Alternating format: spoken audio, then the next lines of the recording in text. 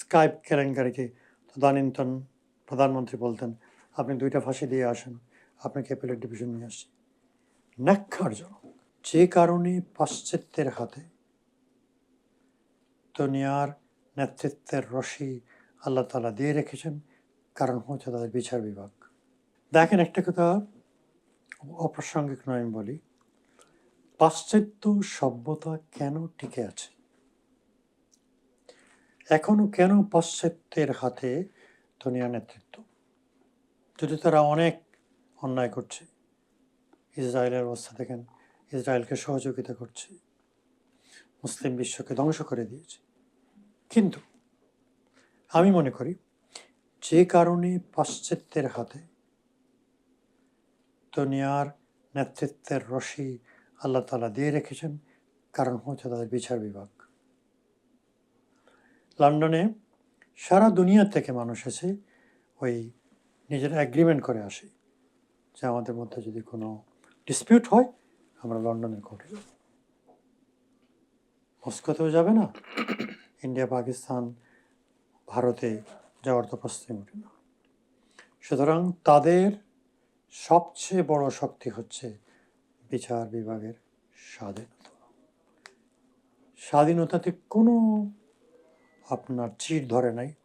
যদিও আমি যখন প্র্যাকটিস করতাম প্রথমে, এখনও প্র্যাকটিস করে আসছি, তখনকার বিচার বিভাগের যে অবস্থা ছিল, কোয়ালিটি একটু ডাউন হয়েছে, কিন্তু ইন সো ফার এজ সততা মোটেই হয়নি।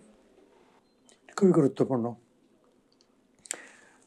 ইংল্যান্ডের একটা ট্রেডিশন ছিল আগে, যে রাজা বা রানীকে প্রধানমন্ত্রী বলতো যে ওনাকে জাজ বানাই দাও, তো জাজ বানাই দিত। কিন্তু এই যে প্রধানমন্ত্রী বলার আগে সে তার ব্যাকগ্রাউন্ড দেখতো, বাপকে, মাকে, কীভাবে বেড়ে উঠেছে, পড়াশোনা কোথায়, সততা কতটুকু আছে, এগুলো দেখে যেত। আর আমাদের কি হলো, আপনারা তো দেখছেন। সুতরাং ওইটা এখন ইংল্যান্ডে ওটা নাই, ওটা আইন থাকা দরকার। আপনার মধ্যে এই যোগ্যতা যদি না থাকে, তাহলে আপনি জাজশিপের জন্য রিকমেন্ডেডই হবেন না। তারপরে হচ্ছে ব্যাকগ্রাউন্ড চেক করা দরকার। কোত্থেকে আপনি আসছেন, আপনার টাকা পয়সা কত আছে, আপনার টাকা পয়সা কীভাবে আর্ন করছেন, আপনার যোগ্যতা কী আছে। সর্বোপরি একজন বিচারককে শুধুমাত্র ন্যায় বিচার করলেই হয় না, তাকে একজন ভালো মানুষও হতে হয়। আমরা দেখেছি ব্রিটেনের কোর্টে, আমাদের তো সাধারণত আমাদের ক্লায়েন্টগুলো এদেশি ক্লায়েন্ট, সাদা ক্লায়েন্ট খুবই কম ছিল আর কি, এবং তাদের সাদা মানুষ, তারা আমাদেরকে একটু তারা ইনফিরিয়র মনে করে, কিন্তু খুবই রেসপেক্টফুল তারা, এবং সাংঘাতিক খেয়াল রাখে যে এই লোকটার প্রতি কোনো ইনজাস্টিস হচ্ছে কিনা। বিচার কার্য সঠিকভাবে পরিচালনা করার জন্য সর্বশক্তি তারা নিয়োগ করে। তো ভালো মানুষ যদি না হয়, যা 2-4 লাইন যা হয় আমি লিখে দিলাম, একটা ভ্যালু বলা হয়, দে আর গাইডেড বাই খ্রিস্টান ভ্যালুজ।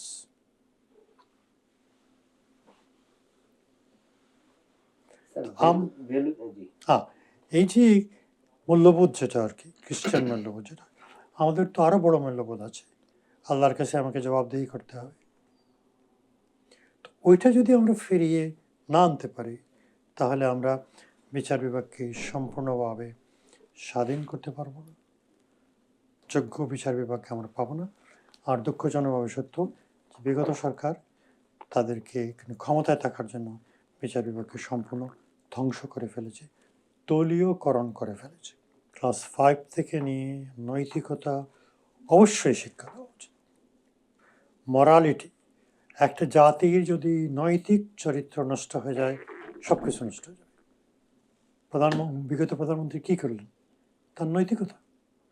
আশ্চর্য হলাম গতকালকে খবরে দেখে, তার এত ওয়েলথ তিনি বিদেশে পাচার করেছেন, তাও পূর্বাঞ্চলের বোধহয় প্লট উনি নিয়েছেন এবং ওনার বোনকে দিয়েছেন। তো এটা হয়। আর কত কোটি টাকা উনি পাচার করেছেন তারা নিজেই জানে। রাসূলুল্লাহর একটা হাদিস আছে না, যে বনি আদমকে যদি 1 পাহাড় পরিমাণ সোনা দেওয়া হয়, তারা আরেক পাহাড় পরিমাণ সোনা দাবি করবে। সুতরাং নৈতিক শিক্ষা ছোটবেলায় দিতে হবে। ট্রাইব্যুনাল সব বিশ্বাসযোগ্যতা হারিয়ে ফেলে। এর আগে ট্রাইব্যুনালকে দুই দিক থেকে ক্রিটিসাইজ করা হতো।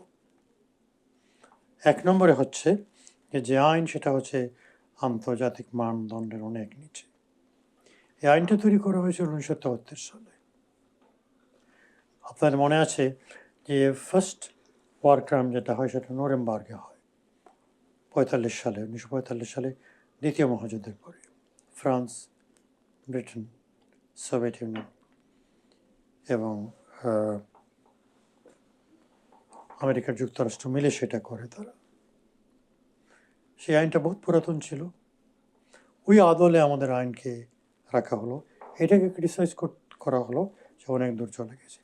আর দুই নম্বরে যেভাবে বিচার কার্য পরিচালনা করা হয়েছে, সাক্ষীদেরকে এনে সেফ হাউসে রাখা হয়েছে, শেখানো হয়েছে দিনের পর দিন। এবং আপনারা তো জানেন যে আমরা ওই সেফ হাউসের কাগজপত্র পেয়ে গেছিলাম, সেই কাগজপত্র আমরা দিয়েছি। তো এর ফলে আর স্কাইপ কেলেঙ্কারিতে তদানীন্তন প্রধানমন্ত্রী বলতেন, আপনি 2টা ফাঁসি দিয়ে আসেন, আপনাকে অ্যাপেলেট ডিভিশন নিয়ে আসছি। ন্যাক্কারজনক। ইভেন সোভিয়েত ইউনিয়নের আমলে পোল্যান্ড, হাঙ্গেরি, চেকোস্লোভাকিয়া, এগুলো তো কোনো স্বাধীন বিচার বিভাগ ছিল না, কিন্তু এত নিচে কোনোদিন বিচার বিভাগ নামে নাই। দলীয় বিবেচনায় বিচারপতি নিয়োগ কয়েকজন বিচারপতিকে বিএনপির সময় দলীয় বিবেচনায় দেওয়া হয়েছিল, কিন্তু শেখ হাসিনা এসে সকল রেকর্ডকে ভঙ্গ করেছে। সকল রেকর্ডকে ভঙ্গ করে শুধু দলীয় লোককে দিয়েছে। আপনার যতই যোগ্যতা থাকুক না কেন, আপনি যদি আওয়ামী লীগের প্রতি আনুগত্যশীল না হন, আপনি শেষ। তো ওটা তো দলীয় ক্যাডার, এটা তো খুবই খারাপ। কিন্তু সমস্যা হলো এই সরকার, বিগত সরকার নিজের মতো করে কনস্টিটিউশনটাকে বানিয়ে নিয়েছে। অনেক ক্ষেত্রে বাংলাদেশের সংবিধান ছিল তাদের নিজস্ব একটি দলীয় ডকুমেন্ট।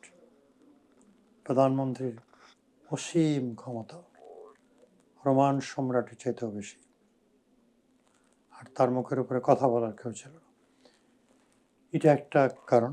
আর 2 নম্বর হচ্ছে তারা জানতো যে বিচার বিভাগকে যদি আমরা ধ্বংস না করতে পারি, তাহলে আমরা আমাদের পরিকল্পনা বাস্তবায়ন করতে পারতাম না।